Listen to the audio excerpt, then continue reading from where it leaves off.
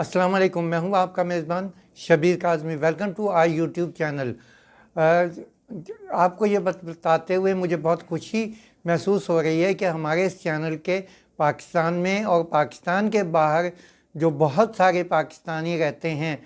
وہ بھی اس کے باقاعدہ ویور ہیں، اور وہ اپنے کامنٹس بھی بھیجتے ہیں اور اپنی آراء یا ویوز بھی بھیجتے ہیں۔ اور خاص طور سے پچھلے 2-3 دن میں ایک چیز جو انہوں نے مجھ سے بار بار پوچھی ہے کہ آپ ہمیں ایک سوال کا جواب دیجئے کہ ابھی انڈیا میں اتنی بڑی فارن انویسٹمنٹ آئی جس میں سے صرف ایک ٹرانزیکشن یا چند ٹرانزیکشن جو تھیں وہ $20 بلین کے قریب تھیں، اس کے برعکس پاکستان میں اتنی بڑی foreign investment specially private sector میں آتی ہوئی کیوں نہیں دکھائی دیتی؟ اس میں ان کا سب سے بڑا جو ایک سوال ہے وہ یہ ہے کہ پاکستان، جس کو ہم بہت زور و شوق سے کہتے ہیں کہ پاکستان از امنگ دا 5 top largest cotton producing countries, ہمارا انٹرنیشنل ٹریڈ میں کاٹن میں شیئر بھی بہت چھوٹا سا ہے، اور اس کے باوجود کہ پاکستان میں ایک بہت الیبریٹ ٹیکسٹائل کا مینوفیکچرنگ انفراسٹرکچر موجود ہے، لیکن ٹیکسٹائل میں اگر ہم دیکھیں تو فارن انویسٹمنٹ ٹوٹل والیوم کا ایک بہت چھوٹا سا حصہ تو ہو سکتی ہے، لیکن نہیں۔ ان کے سوال کے جواب میں نے تھوڑا سا ہوم ورک جب کیا تو اس میں ایک چیز تو جو کھل کے سامنے آئی وہ یہ ہے کہ پاکستان کا امیج گلوبلی بہت خراب ہے۔ پاکستان کو انڈیا نے اور پاکستان کے دشمنوں نے ایز اے ٹیررسٹ کنٹری تو پروجیکٹ کیا ہے، لیکن ہم اس امیج کو آج تک ریکٹیفائی نہیں کر سکے یا ڈائلیوٹ نہیں کر سکے، اور یہ نہیں ثابت کر سکے کہ Pakistan is a safe haven for investor. ایک دوسری چیز یہ کہ پاکستان کی 22 کروڑ کی جو آبادی ہے اس کو ہم ابھی تک اس پوائنٹ کو سیل نہیں کر سکے کہ اتنی بڑی مارکیٹ بہت کم ملکوں میں ملتی ہے، تو آخر کیا وجہ ہے؟ تو پہلے جیسے میں نے آپ سے کہا کہ ایک تو حکومت کی کمزوری رہی ہے کہ حکومت پاکستان کا ایک اچھا امیج بنا سکے۔ دوسری چیز اگر ہم دیکھیں کہ ضیاء الحق کے ٹینیور ختم ہونے کے بعد پہلی گورنمنٹ بے نظیر بھٹو کی آئی، پھر اس کے بعد وہ کا ڈسمسل ہوا، پھر اس کے بعد نواز شریف آئے، پھر ان کا ڈسمسل ہوا، پھر اس کے بعد بے نظیر آئیں، پھر نواز شریف آئے، پھر ان کا ڈسمسل ہوا، پھر آخر میں نواز شریف کا ڈسمسل ایک جو سو کالڈ ملٹری کو ہے اس میں کہا جاتا ہے۔ پھر اس کے بعد ہم نے دیکھا کہ پچھلے 3 ایک ٹینور ایسے ہیں جس میں الیکٹڈ گورنمنٹ اپنا کر سکی، لیکن اس درمیان جو چیز بہت بڑی الجھن ہے اور جو انٹرنیشنل مارکیٹ میں سب سے برا پاکستان کا امیج دیا کہ دیکھیے، اگر آپ دیکھیں پیپلز پارٹی سارے وقت نواز شریف کو برا کہتی رہتی ہے، نواز شریف کی پارٹی پیپلز پارٹی کو برا کہتی رہتی ہے، اب P T I Nawaz Sharif کی پارٹی اور پیپلز پارٹی دونوں کو برا کہتی ہے، ان کے لوگوں کے اوپر الزام لگتے ہیں، نیب کے معرفت ان کے اوپر انویسٹیگیشن ہوتی ہے۔ تو سب سے بڑا جو ایک پاکستان کو ڈینٹ لگتا ہے کہ پاکستان میں جو رولنگ رجیم ہے کیا وہ ہمیشہ سے کرپٹ رہی ہے، کرپٹ رہے گی، اور کیا کل جب عمران خان کا دور ختم ہو جائے گا تو ان کے بارے میں بھی یہی کہا جائے گا کہ اٹ واز اے کرپٹ رجیم۔ تو ایک چیز جس کے لیے ہمیں بہت بڑا کنسنسس ڈیولپ کرنے کی اور اسپیشلی پولیٹیکل پارٹیز کو اپنا کنسنسس ڈیولپ کرنے کی ضرورت ہے، جو انگلش میں ٹرم یوز کی جاتی ہے کہ do not wash your dirty linen in open. تو ہمیں جو ایک چیز پاکستان میں دیکھیے کتنے ملکوں میں ہے، انڈیا میں بھی شاید لوگوں کے اوپر کرپشن کے مقدمے چلتے ہیں، لیکن جو ایک چیز کھل کے سامنے ہے کہ انڈیا میں جو نیشنل آبجیکٹیو ہیں وہ بڑے کلیئرلی ڈیفائن ہیں، اور اس کے اوپر پولیٹیکل رجیم میں یا رولنگ رجیم میں بہت زیادہ تصادم ہوتا نہیں دکھائی دیتا، جبکہ ہمارے یہاں یہ دیکھتے ہیں کہ گورنمنٹ آتی ہے، اس کے بعد اس کا ڈسمسل ہوتا ہے یا اس کو ٹاپل کیا جاتا ہے، دوسری گورنمنٹ آتی ہے، پالیسیز بدل جاتی ہیں، اس کے بعد وہ نئی پالیسیز آتی ہیں، پھر بدل جاتی ہیں، پھر تو ہمیں تین چیزیں جو بہت کھل کے سامنے آتی ہیں کہ پہلا،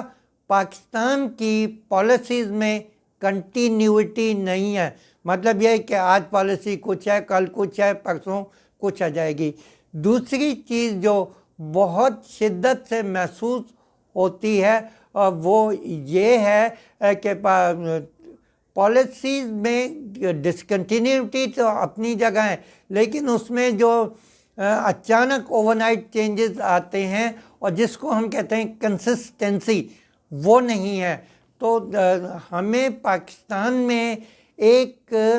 پڑھے لکھے لوگوں کا گروپ سامنے لانا ہوگا جو پہلے نیشنل آبجیکٹیو ڈیفائن کریں، نیشنل پالیسیز ڈیفائن کریں، اور ساری دنیا میں جو ٹرم کہی جاتی ہے کہ پولیٹیکل اکانومی ہوتی ہے، پاکستان میں پولیٹیکل اکانومی کو بہت نامناسب یا برا لفظ سمجھا جاتا ہے، لیکن دیکھیے ہر ملک میں، جمہوری ملک میں جو گورنمنٹس ہوتی ہیں وہ الیکشن کے وقت اپنا مینیفیسٹو بیان کرتی ہیں اور اس کے بعد اس کو فالو کرتی ہیں۔ ہمارے یہاں وہ چیز نہیں دکھائی دیتی بدقسمتی سے، اور اب اس میں ایک اور چیز ہے جو سب سے بڑی بات ہے کہ ہر وقت کرپشن کرپشن کرپشن کی بات ہوتی ہے، لیکن اگر میں اپنی زندگی کو آج پلٹ کے دیکھوں تو ایوب خان کے زمانے سے لے کے آج تک وہ جو 50-60 سال کا اسپین ہے، اس میں سب سے بڑی لعنت جو اس ملک کو ڈبو گئی ہے وہ ہے منی وائٹننگ اسکیمز۔ لوگ اپنی انکم ٹیکس کی چوری کرتے ہیں، بے ایمانیاں کرتے ہیں، کرپشن ہوتی ہے، سب کچھ ہوتی ہے، اور آخر میں پلی بارگین کے اوپر وہ سودا ہو جاتا ہے، اور اس کے بعد وہ کچھ پیسے دے کے وہ چیز ہوتی ہے۔ تو اس سے جو ایک میسج آنے والی نسل کو جاتا ہے کہ آپ کھل کے کرپشن کیجئے، پھر کل جب آپ پکڑے جائیں تو پلی بارگین میں ایک چھوٹی سی رقم حکومت کو دے کے ختم کر دیں کہانی۔ یہاں ایک چیز اور بات آتی ہے کہ شاید ہمارا جوڈیشل سسٹم جو ہے وہ بھی بہت اسٹرانگ فوٹنگ پہ نہیں ہے۔ دیکھیں مقدمے تو سالوں چلتے ہیں، لیکن مجھے آپ کو کسی کو اس بات سے کوئی دلچسپی نہیں کہ بے نظیر پہ کتنے مقدمے تھے، نواز شریف پہ کتنے مقدمے تھے، مشرف پہ کتنے مقدمے تھے، زرداری پہ کتنے مقدمے تھے، عمران خان کے خلاف کتنی سوٹ فائل ہوئی ہیں، لیکن ایک سوال جو بار بار پوچھا جاتا ہے اور جو چیز بڑی شدت سے ایک عام انسان کو محسوس ہوتا ہے کہ ہمارے یہاں آج تک جوڈیشری لوگوں کو سزا دینے میں بہت ایکٹیو رول نہیں کر سکی۔ دیکھیے کسی بھی ملک میں آپ چلے جائیں تو جوڈیشری کے اسٹرانگ ہونے کا جو سب سے بڑا فائدہ ہے کہ لوگ پہلی تو بات کرپشن کرتے ہوئے ڈرتے ہیں، دوسرے انہیں پتہ ہوتا ہے کہ کرپشن میں اگر ہم پکڑے گئے تو ہمیں سزا بھی ہو سکتی ہے، جبکہ اس کے برعکس پاکستان میں یہ کہاوت ہے کہ وہ جو ایک بڑی عام سی ہے کہ رشوت لیتے ہوئے پکڑا گیا اور رشوت دے کے چھوٹ گیا۔ جب تک یہ کلچر ختم نہیں ہوگا وہ اس وقت تک ہمارے ملک میں کوئی بھی چیز بہت زیادہ نہیں ہوتی۔ اچھا، اس میں جو بات ابھی میں آپ سے کہہ رہا تھا کہ منی وائٹننگ، مطلب ہمارے یہاں کرپشن کو، بے ایمانی کو برا کہتی ہے، ہر گورنمنٹ کہتی ہے، لیکن ہر گورنمنٹ باقاعدگی سے منی وائٹننگ اسکیم دیتی ہے۔ یہاں پہ ایک بہت چھوٹی سی مثال سے میں اپنے سسٹم کا ایک بہت بڑے نقص کی نشاندہی کرتا ہوں، جس کو شاید ارباب اختیار اگر میری آواز سن لے تو وہ پہلی اویلیبل اپرچونٹی پہ اس بات کو ختم کریں۔ دیکھیں، ہماری کیپٹل مارکیٹ میں ایک چیز کہلاتی ہے، اس کو کہتے ہیں کیپٹل گین ٹیکس۔ معلوم یہ ہوتا ہے کہ جی یہ ایکسپورٹر ہے، اس کو معافی دے دو، یہ فارمر ہے، اس کو ٹیکس میں ایگزمپشن دے دو، اس کا فلاں کام ہے، اس کو دے دو، فلاں علاقے کے انڈسٹریل اسٹیٹ کو ایگزمپشن دے دو، فلاں کو یہ کر دو۔ جو کمپنیاں اسٹاک ایکسچینج پہ لسٹڈ ہیں، پہلا تو ان کے اوپر دے آر ہیولی ٹیکس، 40-50% تک ان کے اوپر کارپوریٹ ٹیکس ملتا ہے، حالانکہ they are the biggest contributor of tax. دوسری چیز یہ ہے کہ شیئر ہولڈرز کو جب ڈویڈنڈ ملتا ہے تو اس کے اوپر پھر ان کے اوپر ایک وہ ٹیکس لگایا جاتا ہے جس کو میں جرمانہ کہتا ہوں۔ بھائی جب کمپنی کی آمدنی پہ ٹیکس لگ گیا، سیٹلمنٹ سب کچھ ہو گیا، تو جب شیئر ہولڈر کو پیسے ملے تو اس کے اوپر پھر مختلف قسم کے ٹیکس لگانے کی کیا ضرورت ہے؟ اور جو بات میں آپ کو بتا رہا تھا کیپٹل گین ٹیکس کی، کہ دیکھیے کیپٹل مارکیٹ اس وقت فلرش کرتی ہے جب شیئرز کی مارکیٹ اوپر جا رہی ہوں۔ اوپر جاتی ہیں تو لازمی بات ہے، میں نے ایک شیئر 10 روپے میں خریدا، 12 روپے میں بیچ دیا، تو اس کے اوپر اب میرا جو اوپر جو کیپٹل گین ٹیکس لگے گا وہ بھی لگے گا۔ اچھا، پہلی بات تو یہ کیپٹل گین ٹیکس بہت ہیوی ہے۔ دوسری بات، اس میں جو سب سے بڑا لطیفہ ہے یا ظلم ہے وہ یہ ہے کہ دو لوگوں کی کیٹیگری ڈیفائن کر رکھی ہے، فائلر، نان فائلر۔ فائلر کے اوپر تو ٹیکس ہے اور اس سے ڈبل نان فائلر کے اوپر ٹیکس ہے۔ بھائی اگر میں کیپٹل گین ٹیکس دے رہا ہوں تو آپ مجھ کو نان فائلر کہہ کے کیوں مجھ سے دگنا ٹیکس لینا چاہتے ہیں؟ یہیں سے میری ایک ٹیکس کا جو اکاؤنٹ ہے وہ کھلے۔ پرانے زمانے میں اس کو NTN کہا جاتا تھا، اب میرے اور آپ کے اکاؤنٹ جو ہیں وہ نیشنل آئیڈینٹی کارڈ کے حساب سے انکم ٹیکس میں مینٹین ہوتے ہیں۔ تو بھائی جب میرے نام سے مختلف جگہ سے جتنی ٹیکس ڈیڈکشن ہوتی ہیں وہ FBR میں جمع ہو جاتی ہیں، تو آخر میں میرے گلے میں یہ پھندا کیوں ڈالا جاتا ہے کہ میں اپنا ریٹرن فائل کروں؟ FBR کی جو سب سے بڑی نالائقی ہے وہ یہ ہے کہ جب اس کے پاس ٹیکس جمع ہوتا ہے اور ID کارڈ کے حساب سے ہوتا ہے تو وہ اس کی پراپر مینٹیننس نہیں کرتا اور اپنی ناکامی، اپنی غلطی، اپنی کوتاہی کی سزا یہ دیتا ہے کہ یہ نان فائلر ہے۔ ارے بھائی، جس کے نام سے ٹیکس جمع ہو رہا ہے وہ تو آلریڈی فائلر ہے۔ فائلر کی ڈیفینیشن آپ یہ کہتے ہیں کہ وہ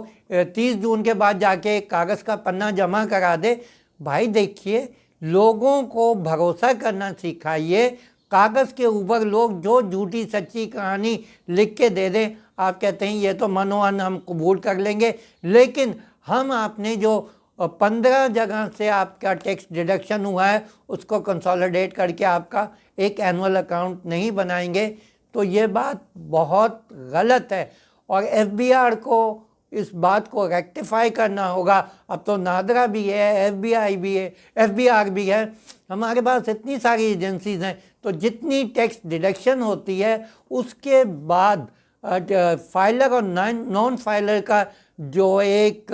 پخ ہے اس کو ختم کیا جانا چاہیے۔ اور دوسری جو سب سے بڑی بات ہے جو لوگوں کو، میں عام شہریوں کو کہوں گا کہ دیکھیے، اب تو ٹیکس ریٹرن فائل کرنا بہت آسان ہے۔ آپ اپنا tax return online file کر سکتے ہیں۔ آپ اپنا ٹیکس ریٹرن چاہے آپ کی انکم ٹیکسیبل ہو یا نہ ہو، آپ ٹیکس ریٹرن فائل کیجئے اور اپنے کو اوپر سے یہ دھبا مٹا دیجئے کہ آپ نان فائلر ہیں۔ جب آپ ٹیکس فائلر ہو جائیں گے تو پھر آپ اپنی ڈیمانڈ بھی لیں گے۔ ابھی دیکھیں، آپ میں سے بہت سارے لوگ ہیں جو موبائل کمپنی کو جو ٹیکس ڈیڈکشن ہوتی ہے اس کو وہ اپنی انکم میں کہیں نہیں دکھاتے، اس خرچے میں۔ اس کے بعد بہت سارے جو ٹیکسز ہوتے ہیں، آپ ریسٹورینٹ میں کھانا کھانے جائیں وغیرہ وغیرہ، اس کی اکاؤنٹنگ اتنی ویگ ہے کہ آپ کے اکاؤنٹ میں وہ صحیح طور سے ریفلیکٹ نہیں ہوتی. تو آپ اپنے اکاؤنٹ میں اپنا ایک اینول ریٹرن فائل کریں, اس میں بلیک اینڈ وائٹ میں اپنی انکم کو دکھائیں. اور یہاں ایک چیز حکومت کو جو کہوں گا کہ دیکھیے 15%, 20%, 30%, 40% آپ ٹیکس لگا کے ٹیکس کی کلیکشن نہیں بڑھا سکتے. میرے حساب سے ٹیکس 5% سے زیادہ نہیں ہونا چاہیے. اور اس کا جو سب سے بڑا فائدہ ہوگا کہ لوگ 30% ٹیکس کی چوری کرنے میں, سینہ زوری کرنے پہ آمادہ ہوتے ہیں. لیکن اگر 3% یا 5% انکم ٹیکس ہوگا تو بہت سارے لوگ اس کو بخوشی جمع کرائیں گے. اور پھر یہ جو ہے کہ آپ کے پیچھے جو آپ کو ہمیشہ ایک خوف لگا رہتا ہے کہ ہمارے پاس نہیں. تو آج کی گفتگو ہم اس بات پہ ختم کرتے ہیں کہ اگر پاکستان کی موجودہ حکومت, پاکستان کی بیوروکریسی یہ چاہتی ہے کہ اس ملک میں انویسٹمنٹ ہو, تو پہلی چیز یہ کہ کالے قوانین یا وہ قوانین جو لوگوں کو, انویسٹرز کو دکھ دیتے ہیں, انکم ٹیکس ڈکلیئر کرنے میں ہرڈل بنتے ہیں, ان کو ختم کریں. ٹیکس کی سطح انڈیویجولز کے لیے بھی اور کارپوریٹس کے لیے بھی کام کریں. اور اسپیشلی پبلک لمیٹڈ کمپنیز کا جو ٹیکس ریٹ ہے اس کو 5 سے 10% تک بس مقرر کر دیں. اس کی وجہ یہ کہ جتنی زیادہ پبلک لمیٹڈ کمپنی لسٹ ہوں گی اتنا زیادہ شیئر کی مارکیٹ ہماری بڑھے گی, اتنی زیادہ جو کہتے ہیں کہ کیپٹل مارکیٹ جو ہے ریسورس موبلائزیشن کا ذریعہ ہے, وہاں سے لوگ کیپٹل موبلائز کریں گے. اور ابھی بھی دیکھ لیجئے کہ کرونا کے باوجود اس مارچ سے لے کے اب تک میں 2 کمپنیاں جو ہیں اس وقت آلموسٹ پبلک ہونے کے لیے تیار ہیں, ان کا IPO ہو رہا ہے. تو دیکھیے اگر حکومت سہولتیں دے گی اور لوگوں کو یہ بتائے گی کہ ہم آپ کے پیچھے ڈنڈا لے کے نہیں گھومتے آپ اس لیے کہ آپ چور ہیں, ہم آپ پہ بھروسہ کرتے ہیں کہ آپ ایک عزت دار پاکستانی ہیں, اپنی ٹیکس لائبلٹی ادا کر رہے ہیں, تو وہ یقیناً وہ اپنی رقم, اپنی ٹیکس لائبلٹی پوری کریں گے. اور یہ جو دوسری چیز جو آپ کو بتا رہا تھا کہ پالیسی میں کنٹینیوٹی, ان کا کوہیرنس اور کمپریہنشن بہت ضروری ہے. کیونکہ مجھے ایک فارن انویسٹر نے یہ بات کہی تھی کہ give me the worst possible policies, still I'm willing to invest in Pakistan because of such a big market. اور اس نے کہا تھا کہ پاکستان میں جو انویسٹمنٹ اپرچونیٹیز ہیں وہ شاید دنیا کے بہت سارے ملکوں میں نہیں ہیں. اور اگر یہ بات